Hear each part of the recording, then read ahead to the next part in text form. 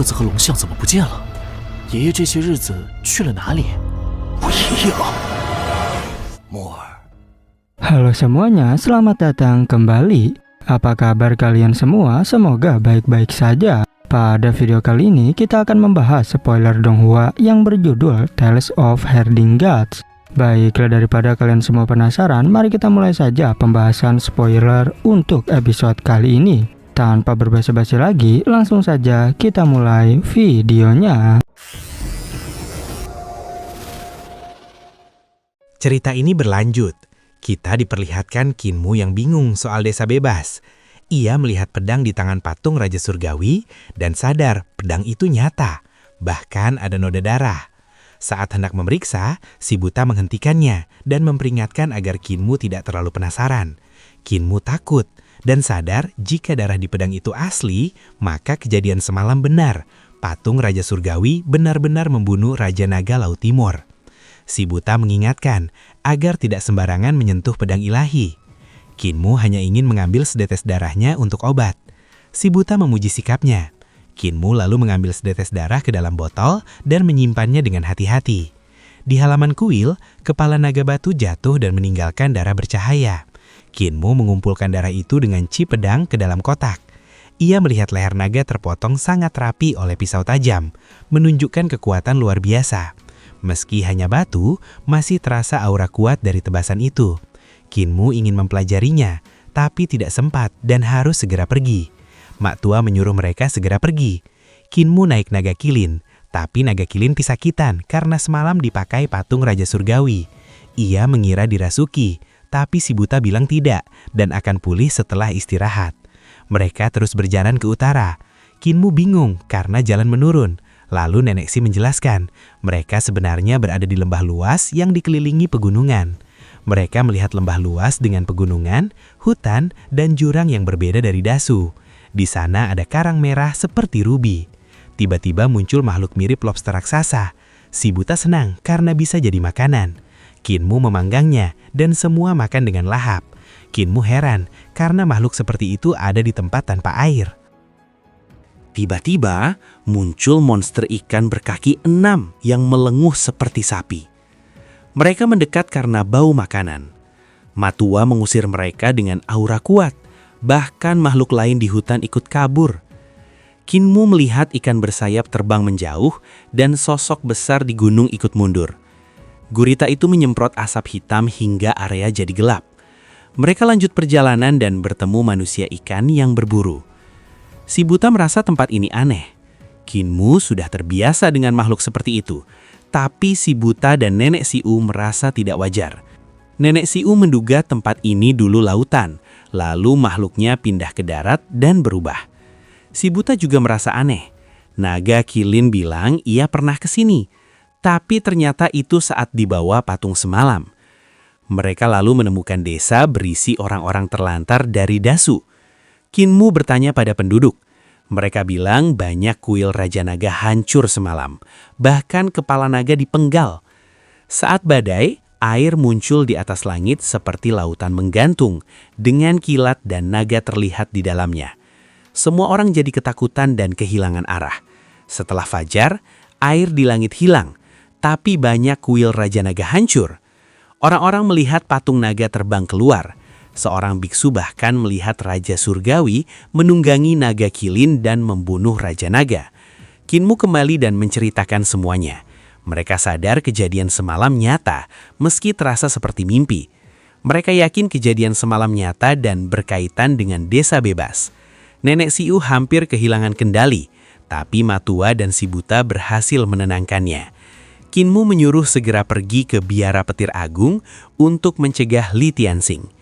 Saat tiba di lembah naga ilahi, mereka melihat banyak patung naga hancur, dan patung Raja Naga di tengah danau sudah terpenggal kepalanya. Si buta bertanya, Matua hanya bisa menahannya sebentar tanpa melukai Nenek Si.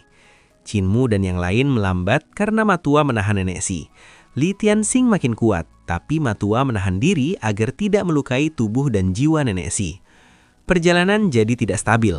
Nenek Si makin jarang sadar, Kinmu hanya bisa cemas. Lembah ini dulunya laut, tapi kini jadi daratan. Aneh karena laut di langit hilang saat pagi. Kemana airnya? Semakin jauh, makhluk yang mereka temui makin aneh dan kuat. Ada ubur-ubur bercahaya terbang seperti lentera dan bersembunyi di kuil saat malam. Mereka juga bertemu naga banjir yang hidup di sungai dalam dan gunung berapi, menguasai wilayahnya. Naga banjir jarang keluar kecuali diprovokasi. Kadang mereka keluar menangkap manusia, tapi saat melihat kelompok Chinmu yang kuat, mereka hanya lewat tanpa menyerang. Setelah keluar lembah, perjalanan mereka ke Gunung Meru tinggal 2 hari lagi. Chinmu dan yang lain tetap waspada dan lelah karena terus menekan Li Tianxing. Hanya naga kilin yang santai dan makin kuat. Mereka lalu naik naga kilin menuju Gunung Meru. Sepanjang jalan, banyak desa menyembah Buddha, bahkan bersama dewa lain. Chinmu tahu para biksu datang berdakwah dan mengobati warga, sehingga mereka dipercaya. Si buta berkata ajaran Buddha juga menyebar di Dasu, tapi dianggap hanya cari pahala. Semakin dekat ke biara petir agung, makin banyak kuil Buddha. Namun saat malam, makhluk aneh tidak ke kuil Buddha, tapi ke tempat patung dewa. Chinmu sadar ajaran Buddha sulit melawan dewa Dasu, hanya bisa menyembuhkan, tidak menyelamatkan dari kegelapan. Pegunungan makin besar dan penuh biara, lalu mereka memutuskan berhenti di salah satu karena hari mulai gelap. Banyak dupa menyala dan para biksu tetap tenang di malam hari. Chinmu mengira mereka punya kekuatan untuk melawan kegelapan. Patung Buddha tampak bersinar, tapi ternyata hanya samaran. Para biksu melapisi patung dewa di Dasu jadi patung Buddha agar terlihat melindungi. Ketika Chinmu memakai mata dewa, ia melihat yang sebenarnya melindungi adalah patung dewa, bukan Buddha. Ada binatang buas aneh di biara yang bebas berkeliaran, bahkan siang hari. Mereka terlihat jinak dan seperti vegetarian, bahkan ikut berdoa. Namun sebenarnya para biksu diam-diam memberi mereka daging berobat agar tetap jinak. Chinmu terkejut melihat ini. Si buta menenangkan dan berkata jangan bertindak, karena biara petir agung dekat dan bisa menimbulkan masalah, serta membahayakan Nenek Si. Nenek Si menyebut para biksu munafik karena memakai kekuatan orang lain dan mengaku milik sendiri. Lalu juga menyindir si buta dan mak tua. Chinmu tetap tenang dan ingin melihat kebenaran di biara petir agung. Nenek Si marah dan menyuruh menghancurkan patung Buddha untuk membuka patung dewa di dalamnya. Nenek Si ingin membuka samaran biara dengan menghilangkan obat bius agar makhluk buas menunjukkan sifat asli dan menghancurkan tempat itu. Chinmu setuju sebagian, tapi menilai cara itu terlalu ekstrim dan berbahaya bagi manusia, jadi ia mengurungkan niat. Akhirnya mereka melihat biara petir agung, sebuah gunung besar di tengah pegunungan Dasu yang terbelah dan sulit dilalui, satu-satunya yang tidak tertutup salju dan berdiri di pusatnya. Gunung-gunung tersusun seperti tangga mengelilingi puncak utama. Tiap lapisan makin sedikit puncaknya. Banyak biara berdiri di antaranya.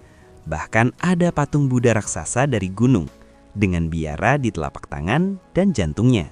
Si buta menyindir kemewahan para biksu yang memakai emas dan perak, padahal seharusnya bisa dipakai membantu orang.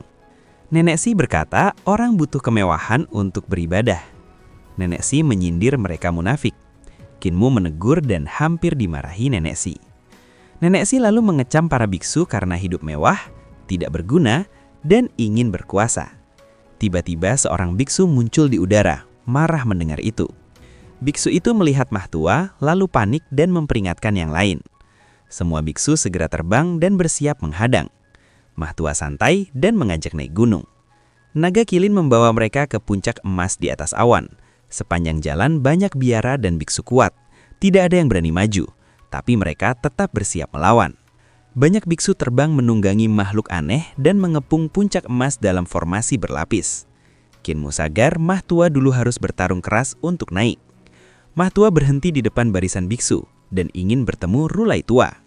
Saat mereka melantunkan mantra, muncul berbagai penglihatan seperti cahaya, bunga, dan bayangan dewa, menunjukkan kekuatan mantra mereka sangat besar. Suara tua dari puncak emas memuji Mah Wangshen dan menyuruh biksu mundur.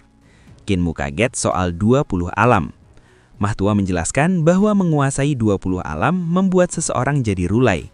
Dan dulu ia sudah mencapai tingkat tinggi sebelum pergi dari biara petir agung, karena dirinya telah mencapai alam ke-19.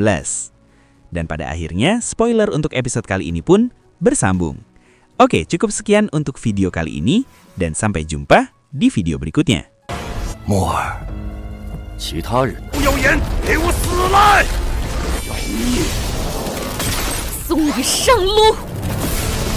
正好拿你这家伙练手。教主，来得好！